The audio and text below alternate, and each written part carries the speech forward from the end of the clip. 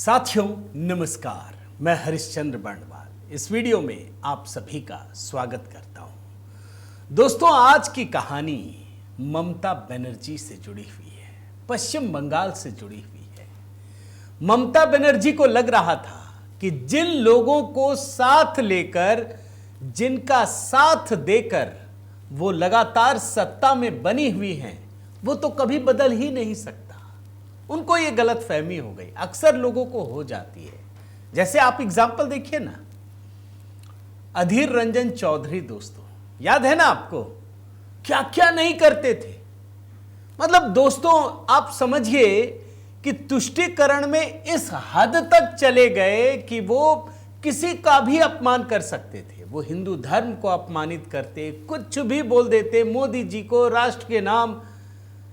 लेकिन जैसे ही ममता बनर्जी ने एक यूसुफ पठान नाम के शख्स को गुजरात से लाकर बंगाल में लड़ा दिया, चुनाव हार गए।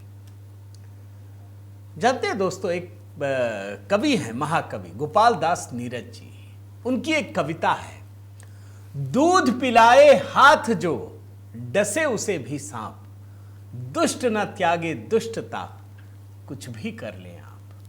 ममता बनर्जी का हाल वही है दोस्तों। तुष्टीकरण में इतना आगे बढ़ गई कि उनको लगा कि बस अब कौन हटा सकता है। लेकिन आप देखिए, जिसे वो दूध पिला रही थी वो उन्हें ही डसने को तैयार हो गया। चार कई कहानियां बल्कि आपको दिखाऊंगा दोस्तों। दो तो उनके ही विधायक और मंत्री हैं। आज की कहानी बहुत दिलचस्प है दोस्तों, और साथ ही प्रधानमंत्री मोदी ने किस प्रकार से कमान संभाल ली, पश्चिम बंगाल के हालात कैसे बदल रहे हैं, आज इसी को डिकोड करूंगा। मेरा निवेदन है दोस्तों, जरूर कमेंट कीजिए, अपनी राय दीजिए। और हां, संघ की अनसुनी कहानियां, आप के बहुत सारे मैसेजेस मुझे मिले हैं दोस्तों। बहुत सारे लोगों को दिक्कत भी हो रही है। देखिए, आप जैसे ही गूगल में संघ बुक, संघ की कहानियां कुछ भी टाइप करेंगे ना, तो ये आपका स्नेह है कि ये अपने आप आपको दिखेगा। मेरा नाम उसमें दिखेगा, डॉक्टर हरिश्चंद्र बर्णवाल, और प्रभात प्रकाशन से। कोई भी दिक्कत हो, मैंने आपको व्हाट्सएप नंबर दिया है दोस्तों। अगर मेरे ग्रुप से भी जुड़ना चाहें, कोई तकलीफ भी हो तो ज़रूर मैसेज कर दीजिए, आपको जवाब ज़रूर दूंगा। और सिर्फ ना भी कुछ तो जय सिया राम लिखिए, अपने व्हाट्सएप ग्रुप से आपको जोड़ लूंगा, ताकि आपको वीडियो मिलने में भी दिक्कत ना हो। आइए शुरू करते हैं दोस्तों। 2 विंडो दिखाता हूं सबसे पहले आपको। ये 2 विंडो है, एक तो तस्वीर ही है प्रधानमंत्री मोदी की, और दूसरे में ममता बनर्जी की आज मालदा में रैली हुई। आज प्रधानमंत्री मोदी ने दोस्तों भारतीय जनता पार्टी के जितने भी सांसद हैं पश्चिम बंगाल से, उन सब से मुलाकात की। 12 लोकसभा के सांसद हैं, 2 राज्यसभा के सांसद हैं, और उनको मूल मंत्र दिया। क्या दिया अभी मैं बताता हूं। और दूसरी तरफ ममता बनर्जी फुल चुनावी मोड में आ चुकी हैं। यह अच्छी बात है दोस्तों। वो कभी डिफेंसिव मोड में नहीं खेलती, वो एकदम एग्रेसिव एटीट्यूड। वो दरअसल मतलब जिसको कहते हैं ना कि वो संघर्ष करती हैं, वो लड़ती हैं, वो हथियार नहीं डालती। और अभी भी खुलेआम चुनौती दे रही हैं दोस्तों, समझ लीजिए। कोई रिग्रेट नहीं है, जो कहती हैं डंके की चोट पर कहती हैं। यानी पश्चिम बंगाल की लड़ाई कुछ आगे बढ़ रही है। अब मैं आपको जो नाम दिया है ना कि जिन्हें दूध पिलाया वही डस रहे, आखिर ममता बनर्जी कैसे फंसी हुई हैं, उस कहानी तक पहुंचने के लिए जरा इन दोनों को मैं थोड़ा थोड़ा बता देता हूं। जैसे ममता बनर्जी दोस्तों, आज उन्होंने 2 जगह पर रैली की, मालदा और मुर्शिदाबाद। वहां पर मोदी सरकार को खुलकर ललकारा दोस्तों, साफ साफ कह दिया। वो स्पेशल इंटेंसिव रिवीजन के विरोध में पूरे बंगाल में चुनाव आयोग को चुनौती दे रही हैं, मोदी सरकार को चुनौती दे रही हैं। वो जानती हैं दोस्तों कि अब चुनाव आयोग को कोई नहीं रोक सकता। लेकिन इसके बाद भी अगर वो चुनौती दे रही हैं, तो इसका मतलब है कि उनकी जो नजर है वो कहीं और है। उनको ये बात डर सता रहा है कि जो उनका वोट बैंक है, जिसके लिए उन्होंने इतनी मेहनत की, कहीं वो छूट ना जाए। और इसीलिए आप देखिए दोस्तों, वो कहां गई रैली करने के लिए, मैं आपको ग्राफिक्स के जरिए दिखा देता हूं। मालदा और मुर्शिदाबाद दोनों ही जगह मुस्लिम 51 और 66%।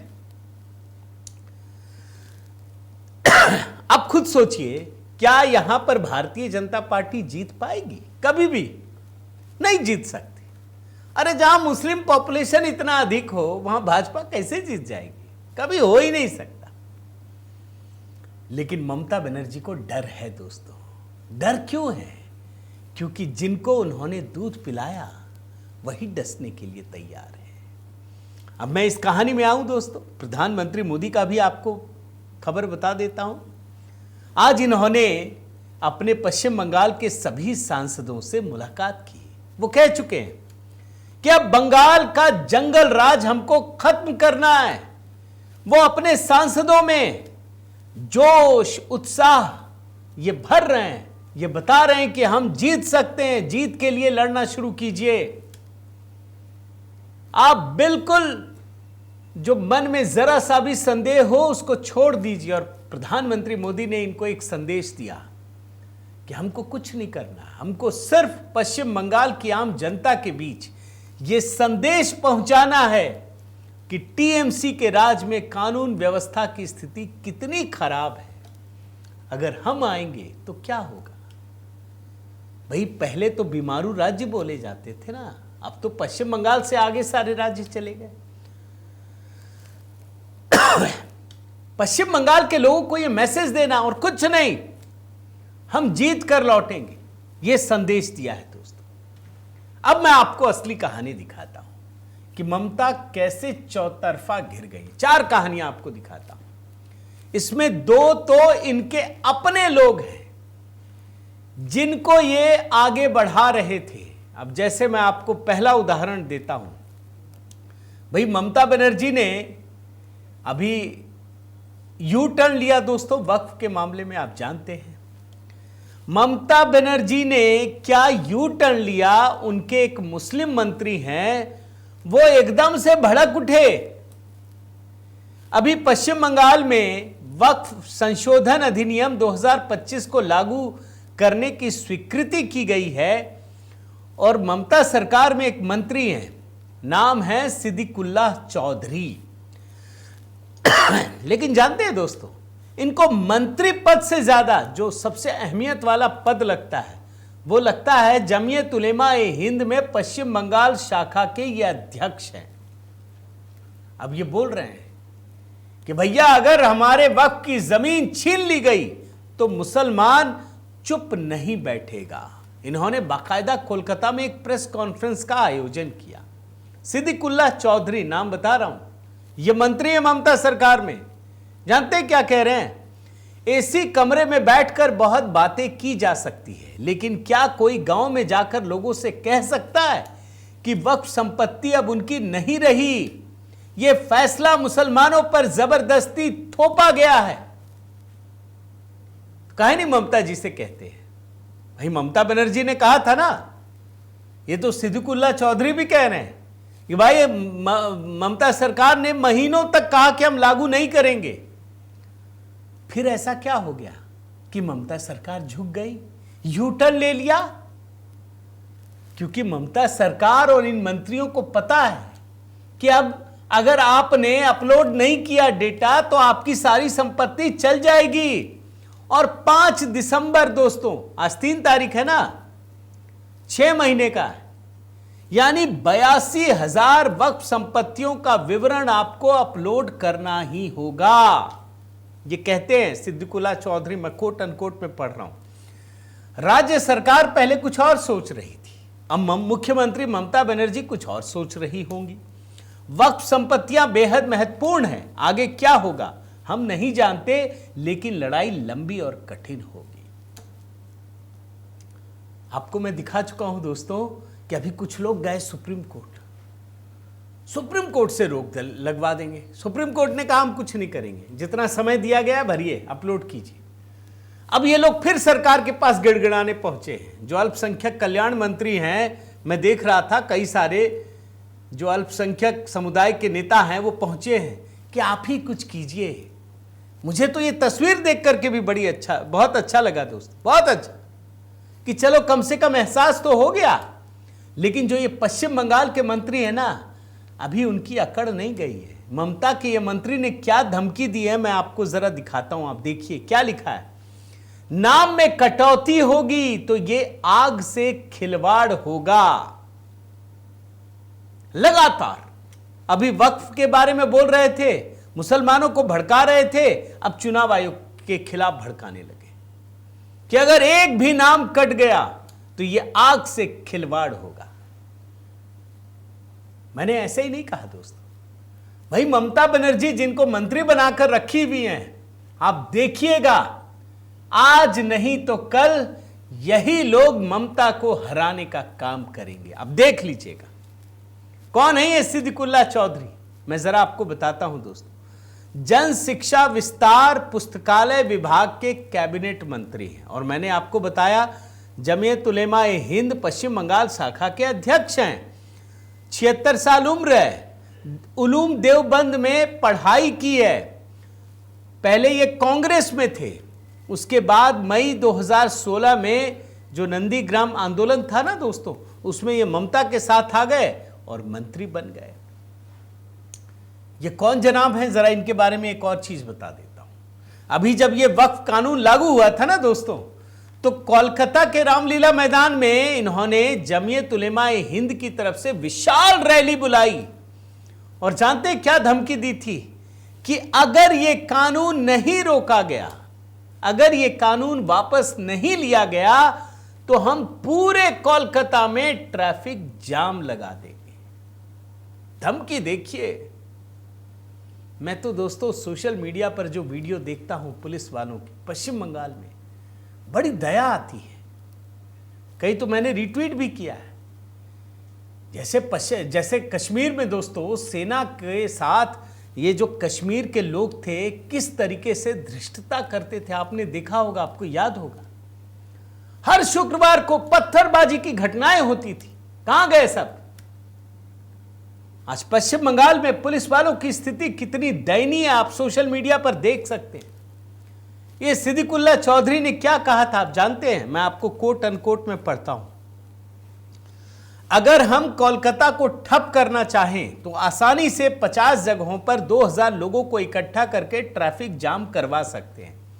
हालांकि अभी तक हमने ऐसा नहीं किया है, लेकिन हम ऐसा करने की योजना बना रहे हैं। हमारी रणनीति जिलों से शुरू करने की है, फिर कोलकाता में 50 जगहों पर 10-10 हजार लोगों को तैनात करेंगे। उन्हें कुछ नहीं करना होगा, वे आएंगे, बैठेंगे और मुरमुरे गुड़ मिठाई खाएंगे और सब कुछ बंद कर देंगे।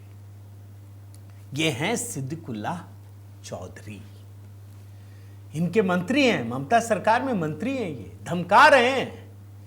अरे जब सरकार में बैठे हुए लोग ही धमकी देंगे तो आम लोगों की कौन सुनेगा? सोचिए ना। और तब भी ममता बनर्जी कहां जाती हैं? मालदा और मुर्शिदाबाद, क्योंकि इनको पता है कि अगर ये अल्पसंख्यक वोटर रहेंगे तो हम सत्ता में फिर आ जाएंगे। ये उनके मन में बसा हुआ है।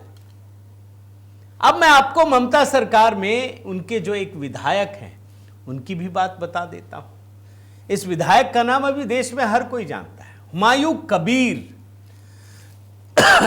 टीएमसी के विधायक हैं मुर्शिदाबाद में। इन्होंने बाबरी मस्जिद के निर्माण का ऐलान किया है और कब? 6 दिसंबर को इस मस्जिद की नींव रखी जाएगी। 6 दिसंबर क्यों? क्योंकि 6 दिसंबर को ही अयोध्या में बाबरी मस्जिद को ढा दिया गया था। हुमायूं कबीर ने क्या कहा है जरा देखिए। हुमायूं कबीर ने कहा है कि 464 साल पहले बाबर के मिलिट्री कमांडर ने यह मस्जिद बनाई थी। उन्होंने मस्जिद तोड़कर राम मंदिर बनाया। अब हम फिर से मस्जिद बनाना चाहते हैं। खुला ऐलान है ये देख लीजिए। बाबरी मस्जिद सब कुछ, पूरा पोस्टर वोस्टर सब लगा दिया है, देख लीजिए। तैयारी पूरी है इनकी। यह भारत में ही हो सकता है दोस्तों। अभी मैं बहुत सारे लोगों के बयान सुन रहा था, वो कहते हैं कि भारत में मुसलमान इसलिए सुरक्षित है, सारे नियम कानून का पालन होता है, क्योंकि यहां हिंदुओं की संख्या ज्यादा है। जैसे ही मुसलमानों की संख्या थोड़ी ज्यादा होगी ना, सब पलट जाएगा खेल। बड़ा बोलते थे ना बंगाली प्राइड बांग्लादेश में, अरे पश्चिम बंगाल में तो हम मान लेंगे कि बंगाली प्राइड होता है, लेकिन बांग्लादेश में तो शांति प्रिय प्राइड ही होता है। वो कुछ भी कर सकते हैं।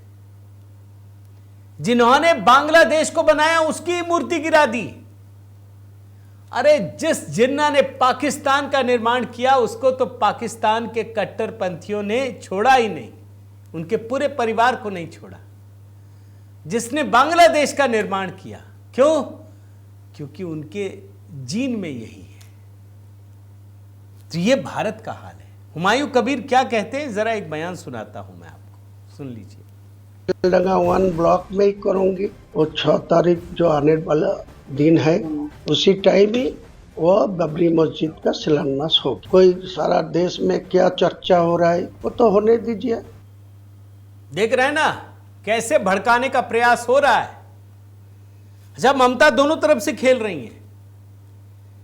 उधर मालदा मुर्शिदाबाद जाकर जो मुस्लिम बहुल एरिया वहां बोल रही हैं हम इसका विरोध करेंगे एकदम बढ़ चढ़ करके, और इधर इन्हीं के विधायक इन्हीं के मंत्री लोगों को भड़का रहे हैं, क्योंकि पता है इनको एक ही समुदाय का वोट चाहिए। वो मिल गया तो सत्ता में आसानी से आ जाएंगे। हिंदुओं का ज्यादा नहीं, कुछ हिस्सा वोट चाहिए, ज्यादा चाहिए ही नहीं इनको। कौन है ये हुमायूं कबीर, जरा आपको बताता हूं दोस्त। पश्चिम बंगाल के भरतपुर विधानसभा क्षेत्र से टीएमसी के विधायक हैं, पूर्व मंत्री हैं। 2021 में भरतपुर से जीत हासिल की और भारतीय जनता पार्टी के ईमान कल्याण मुखर्जी को चुनाव हराया था। ये समाजवादी पार्टी के भी टिकट से चुनाव लड़ चुके हैं, ये भी आपको बता देता हूं। इनको तो जीतना ही है, कहीं भी चले जाएं, ये लेफ्ट में चले जाएं तो भी जीत जाएंगे। पता है 50% से ज्यादा है। और आप समझिए दोस्तों किस तरीके से ये नियम कानून का पालन करते हैं। मैं आपको उदाहरण दे रहा हूं, आप देखिए। विधायक हैं इस समय सिर्फ हुमायूं कबीर, लेकिन टीएमसी के हैं, सीधे पुलिस वालों को धमकी दे रहे हैं। अब दरअसल हुआ क्या, मैं आपको बताता हूं। ममता बनर्जी की सरकार को यह एहसास हो गया कि भैया तुष्टीकरण करनी है तो हमको अपने हिसाब से करना है, ये कुछ ज्यादा ही भड़का रहा है। अब सारे हिंदू भड़क जाएंगे, मान लीजिए सारे मुसलमान दे दें टीएमसी को वोट और सारे हिंदू शिफ्ट हो जाएं, तो जीत जाएंगी क्या? नहीं जीत सकते। यानी उनको भी हिंदुओं का एक छोटा वोट चंक तो चाहिए ही चाहिए। अब यहां पुलिस वाले शायद मना कर रहे होंगे मत करो, लेकिन हुमायूं कबीर सीधे पुलिस वालों को धमकी दे रहे हैं, बोल रहे हैं कि अगर प्रशासन ने कुछ भी किया, कोई रोक लगाई, तो सारी कानून व्यवस्था की स्थिति बिगड़ जाएगी। क्या कहा है, आप सिर्फ हेडलाइन पढ़िए क्या लिखा है। 6 दिसंबर को हाईवे पर मुसलमानों का कंट्रोल होगा। हुमायूं कबीर ने कहा कि पुलिस लोगों को बाबरी मस्जिद के लिए जमीन देने से रोक रही है। वो चेतावनी देते हैं कि 6 दिसंबर 2025 को हाईवे पर मुसलमानों का कब्जा होगा। 2 लाख लोग आएंगे, मंच पर 400 से ज्यादा प्रमुख हस्तियां रहेंगी और इसके निर्माण में 3 साल का आरोप लगेगा। हुमायूं कबीर ने क्या आरोप लगाया वो भी आपको बताता हूं, कोट अनकोट में पढ़ रहा हूं दोस्तों। मैंने बेलडांगा में बाबरी मस्जिद बनाने का ऐलान किया है, फैसला किया है, जिसका मेरी पार्टी से कोई संबंध नहीं है। जमीन की पहचान और समझौता पहले ही हो चुका है। जमीन के 6 हिस्सेदार हैं, उनमें से 4 जमीन देने को तैयार हैं, लेकिन 2 अन्य स्थानीय टीएमसी विधायक हसनुज्जमा शेख और रबी उल आलम चौधरी, उनके बेटे, पुलिस की मदद से जमीन देने से रोकने की कोशिश कर रहे हैं। यानी ममता को लग रहा होगा यार एक हद तक तो ठीक है, सारे हिंदू नाराज हो गए तो फिर कैसे जीतेंगे, तो मना किया जा रहा है। दोनों तरफ से खेलिए। मैं आगे दिखाता हूं क्या इन्होंने चेतावनी दी है पुलिस वालों को। मैं कोट अनकोट में पढ़ता हूं दोस्तों। अगर एसपी एसडीपीओ बाबरी मस्जिद के आयोजन को रोकने की कोशिश करेंगे तो मैं क्यों मानूंगा? अगर उनमें हिम्मत है तो मुझे रोकने की हिम्मत कर सकते हैं। मैं रेजी नगर से बहरामपुर तक 30 किलोमीटर लंबे राष्ट्रीय राजमार्ग को जाम कर दूंगा। और आगे वो कहते हैं कि मैं उन्हें खुली चुनौती दे रहा हूं, अगर वे मुझे चुनौती देंगे तो मैं उनके खिलाफ बोलूंगा। और हुमायूं कबीर किस हद तक पहुंचते हैं, कहां तक चले जाते हैं, जरा वो भी आपको बताता हूं दोस्तों। कितना विवादित टिप्पणी है, कैसे भड़काया जाता है। मैं तो कई बार सोचता हूं, सुप्रीम कोर्ट ने तो कहा था ना कि भाई कोई अगर हेट्रेड की भाषा इस्तेमाल करे तो वेट करना नहीं है, सीधे एफआईआर कीजिए। क्यों नहीं किया एफआईआर? क्या कहते हैं सुनिए। हुमायूं कबीर ने धमकी दी है कि जो कोई भी उन्हें रोकने की कोशिश करेगा उसे गंभीर परिणाम भुगतने होंगे। और जनसंख्या के आंकड़ों की बात करते हैं। अब मुसलमान 37% हैं। जब तक बाबरी मस्जिद पूरी तरह से हमारे पास नहीं होगी तब तक हम 40% होंगे। जो कोई हमें रोकने की कोशिश करेगा, याद रखना हम शहीद हो जाएंगे, लेकिन अगर हम में से 100 लोग मरेंगे, 100 लोग जाएंगे तो हम अपने साथ 500 लोग ले जाएंगे। अब इसका मतलब क्या है कि हम 100 जाएंगे तो 500 लेके जाएंगे।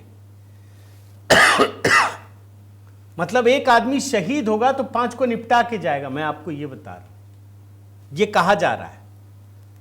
और हुमायूं कबीर ने दोस्तों अब टीएमसी को भी धमकी देना शुरू कर दिया। इनके लिए मैंने ऐसे नहीं कहा कि भाई आप किसको पाल पोस कर बड़ा कर रहे हैं, किसको आप दूध पिला रहे हैं। इनके लिए देश का कोई लेना देना नहीं है, कोई सुप्रीम कोर्ट नहीं है। ये टीएमसी से भी लड़ने के लिए तैयार है। इसने कहा है हुमायूं कबीर ने कि मैं तृणमूल कांग्रेस छोड़ दूंगा लेकिन मस्जिद बनाऊंगा। मुस्लिम लोगों की मदद से, सरकार से नहीं बल्कि मुस्लिम कम्युनिटी से फाइनेंशियल मदद लेकर मैं बाबरी मस्जिद बनाऊंगा। किसी में हिम्मत नहीं है कि इस काम को रोक सके। मैं किसी से नहीं डरता।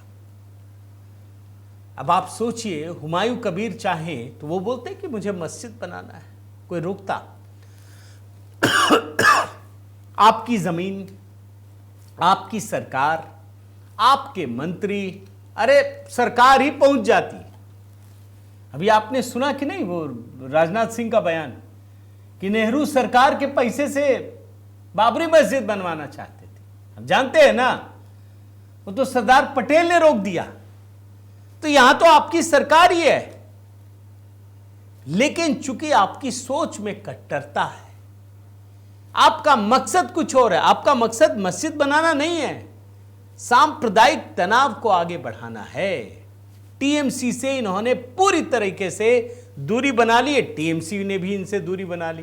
टीएमसी के एक नेता है निर्मल घोष, वो बोलते हैं भैया ये हमारा नहीं है, इनका अपना मामला है। जरा वो हिस्सा सुनाता हूं, सुन लीजिए। अपने वक्तव्य हैं, लेकिन पार्टी इसको सहमत नहीं है। पार्टी से कोई संपर्क नहीं है उनसे। वो पार्टी के साथ में वो होते तो पार्टी अपने बात करेंगे, वो इंडिविजुअली कोई बात नहीं होता है। तो एक तो मंत्री साहब इनके ममता बनर्जी के, एक विधायक, दोनों ही डसने को तैयार हैं। मैं बार बार इसीलिए कह रहा हूं दोस्तों, ममता बनर्जी उन्हीं मुश्किलों में फंस रही हैं जिनको वो पाल पोस कर बड़ा कर रही थी। क्यों? ये दो मुश्किलें इधर भी हैं। कौन है मैं आपको बताता हूं। फुरफुरा शरीफ वाले अब्बास सिद्दीकी, अभी वो मुसीबत कम नहीं भी है, ये समझ लीजिए। वो भी वोट लेंगे तो इन्हीं का काटेंगे। और इसके बाद आप ओवैसी पे चले आइए दोस्तों। बड़ा ओवैसी को आरएसएस और भाजपा से जोड़ रहे थे। क्या कमाल किया ओवैसी ने। भैया इस समुदाय को इससे कोई लेना देना नहीं कि देश तरक्की में आगे बढ़ रहा है। उसको इससे कोई लेना देना नहीं कि आप उसको फोकट में दाल चावल राशन और कुछ भी दे दीजिए, 10,000 दे दीजिए, वोट आपको नहीं देंगे। वो तो तेजस्वी को भी नहीं देंगे, अब वो ओवैसी को ही देंगे। यानी ममता की मुसीबत एक तरफ फुरफुरा शरीफ के अब्बास सिद्दीकी, दूसरी तरफ ओवैसी, और अब इन्हीं की पार्टी के मंत्री और विधायक इन्हीं को ललकार रहे हैं। इसीलिए मैंने गोपाल दास नीरज जी वाली कविता सुनाई थी दोस्तों। दूध पिलाए हाथ जो डसे उसे भी सांप, दुष्ट न त्यागे दुष्टता, कुछ भी कर लें आप। तो इंतजार कीजिए, कुछ ही महीने अब बचे हैं दोस्तों। अब तो पूरा शिफ्ट हो गया है पश्चिम बंगाल। आपके कमेंट की प्रतीक्षा है दोस्तों। अगर आपने चैनल सब्सक्राइब नहीं किया है तो जरूर कीजिए, लाइक कीजिए, बेल आइकन दबाइए। और हाँ, HB मेलोडी पर दोस्तों इस हफ्ते कुछ नया अपलोड करूंगा, नजर बनाए रखिए। साथ ही संघ की अनसुनी कहानियां देखिए, कमेंट में मैंने पिंड कर दिया है, तुरंत क्लिक कीजिए, खरीदिए, अधिक से अधिक लोगों तक पहुंचाइए दोस्तों। आज एक सज्जन है, मैं 1 सेकेंड दीजिए, मैं आपको बता देता हूं। उन्होंने 100 किताबें ऑर्डर की हैं, सत्यनारायण जी हैं, और 100 पुस्तकें उन्होंने खरीदी हैं। और उन्होंने आज मुझे कहा कि कम से कम 100 लोगों तक ये पुस्तक हम वितरित करेंगे। मेरे पास आज ग्वालियर से और अमृतसर से लोगों ने फ़ोन किया। तो आप मैसेज कीजिए, फ़ोन ना भी करें तो मैसेज भी करेंगे तो पता चल जाएगा मुझे। तो आप सभी को प्रणाम करता हूँ। साथ ही दोस्तों देखिए, मैंने व्हाट्सएप नंबर दे दिया है, आप जुड़िए उससे, मेरे व्हाट्सएप ग्रुप से जुड़िए, जय सिया राम लिख दीजिए, मैं जोड़ लूँगा। और साथ ही दोस्तों आपसे निवेदन भी है कि देखिए यूट्यूब एक मेंबरशिप प्रोग्राम भी चलाता है, तो कुछ करना नहीं है, बहुत ही छोटा सा प्रोसेस है। इस मेंबरशिप से जुड़ेंगे तो हमारी भी ताकत बढ़ेगी। बहुत बहुत धन्यवाद। जय सिया राम।